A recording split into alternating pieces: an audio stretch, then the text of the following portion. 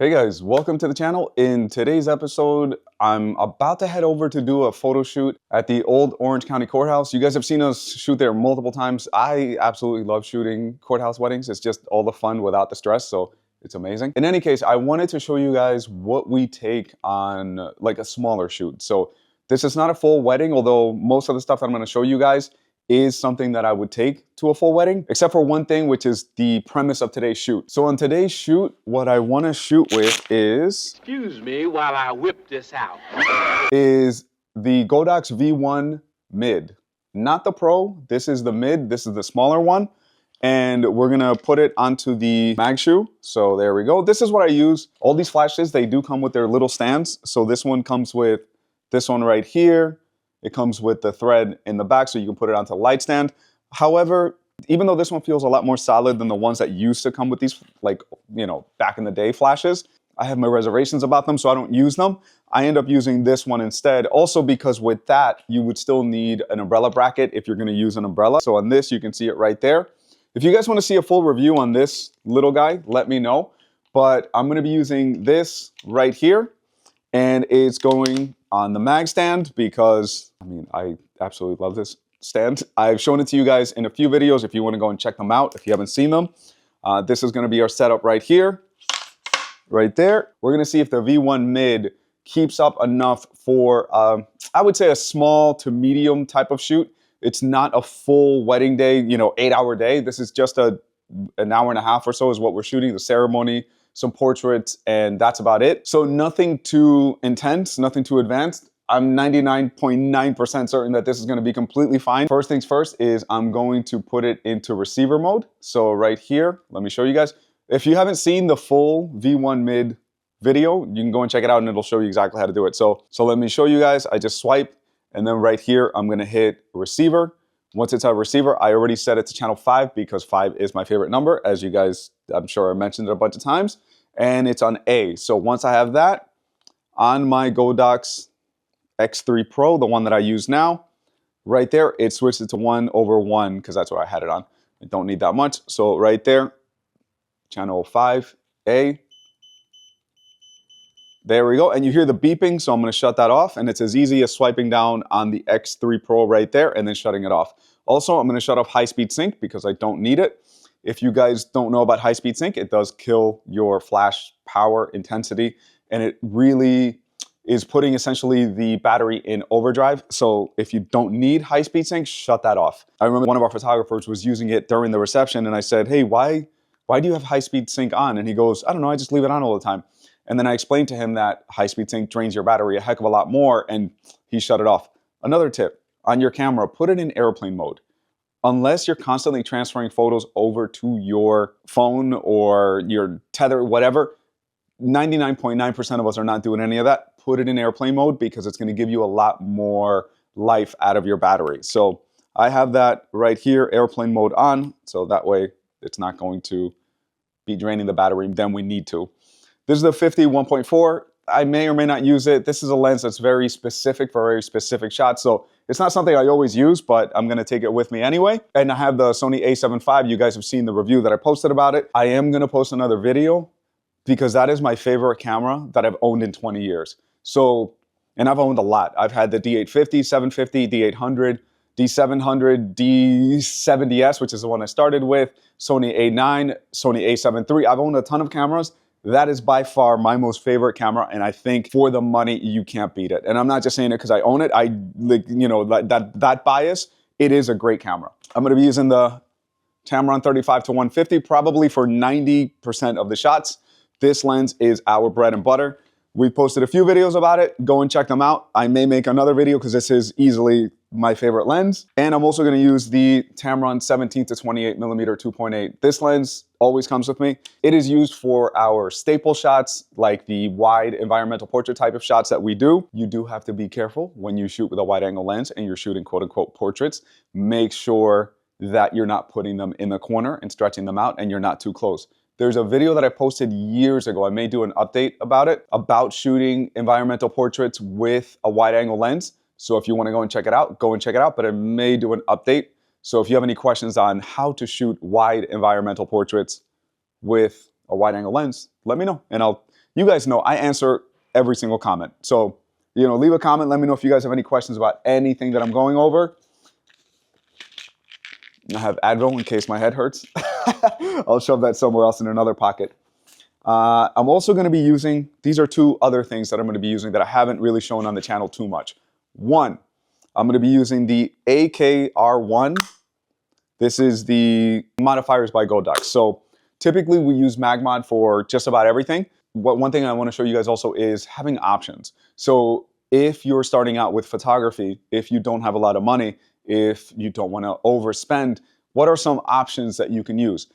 The MagMod equipment is, in my opinion, better built, more accurate, but it costs more. It costs like twice or three times as much. That's what you're getting for your money. You're getting something that's a little bit more high quality. However, if you're starting out with photography, if you're in college, if you're in a third world country, and the amount of money is limited that you can use, guys, I'm never gonna shame anybody for using what makes sense to them if that's all you can afford. You can make some beautiful work with your phone. So there's no shame in using different equipment that allows you to do what you need to do. So I'm gonna be using these today and I'll let you know my thoughts. The magnets are really strong. One thing that my assistant showed me last time is twist it. So if you need to take it off, that one doesn't twist, but the bubble, twist it and it comes right off. So that's how you attach it to the round head over here. One thing that somebody mentioned is there is a certain modifier. I can't remember exactly the name of it because it's just like letters and numbers. I'm putting it on the screen right now. It fits on the V1 Pro, but it doesn't fit on the V1 Mid. So that modifier that I'm showing you guys right now on the Mid, it just doesn't quite align. To be quite honest, that modifier I'm not a huge fan of anyway. I think that the MagMod one is way better. It's more concise and it's not as thick, the MagMod one, which is good because I feel like you're losing too much power with the Godox one. But something I wanted to mention because somebody left a comment about it and you know, I think it's relevant because round heads, you would think it's the same size, but for some reason that was an oversight on their end, I guess. I do have a rep at Godox that I speak with almost on a daily basis. I let him know that. On that note, guys, anything that you guys let me know about these products, I forward it to them and I tell them, hey, this isn't us complaining. This is letting you guys know some of the things that should be or could be fixed to make your product better. That's that. Anyway, that was a little long aside, actually.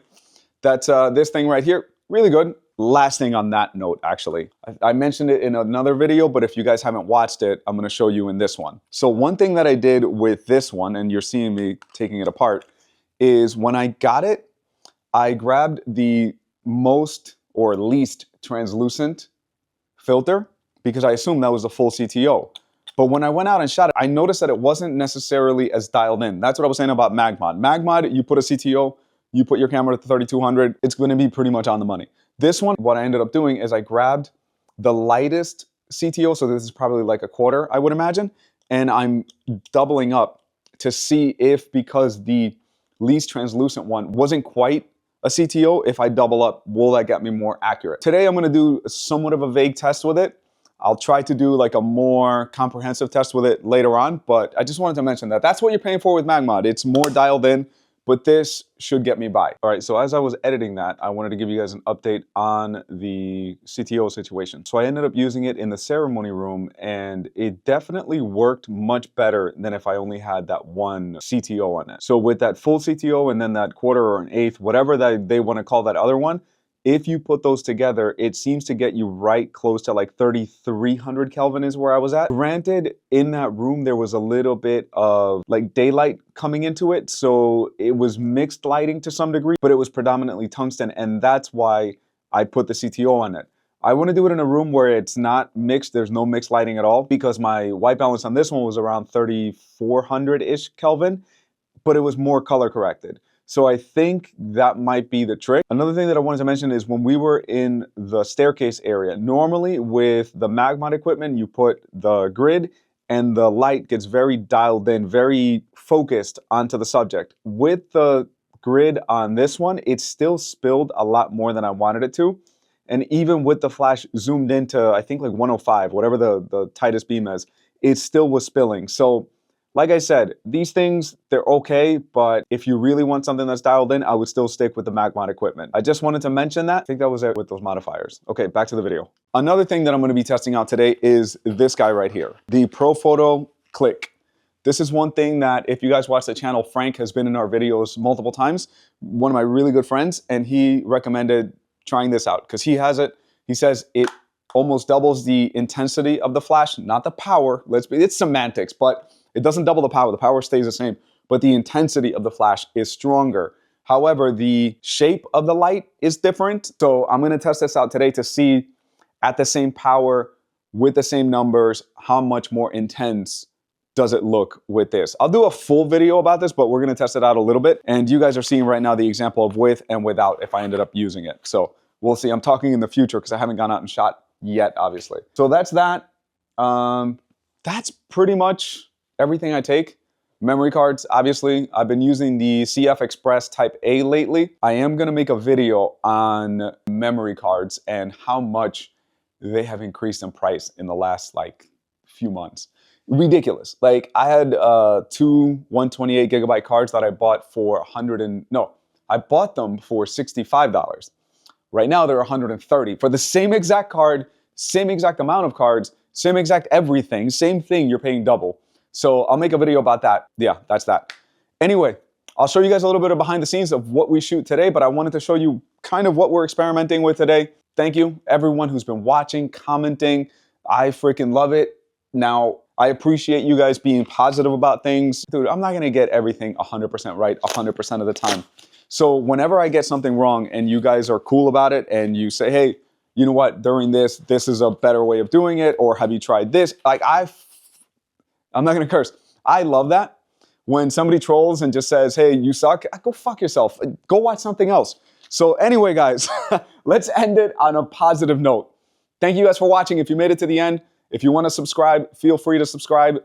If you have any questions, anything that you want me to shoot, anything, I might start doing also like how I shot it videos. If you guys are interested in those, I have one specifically that I know exactly what I want to talk about. In any case, thank you guys for watching, and I hope you have an amazing day, an amazing weekend. If you're on the West Coast, go out and enjoy this weather because it is absolutely beautiful out. If you're on the East Coast, I'm sorry, I used to live there too. Hi, boy.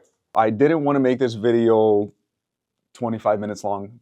What I ended up doing is on the way I recorded a little something else. So the second part of this video is going to be the V1 Mid in the field, what I thought of it after the fact. It was really good, spoiler alert. But yeah, if you want to watch that, it's going to be part 2 of this video. I just didn't want to make this thing 20 something minutes long. So anyway, thank you guys for tuning in.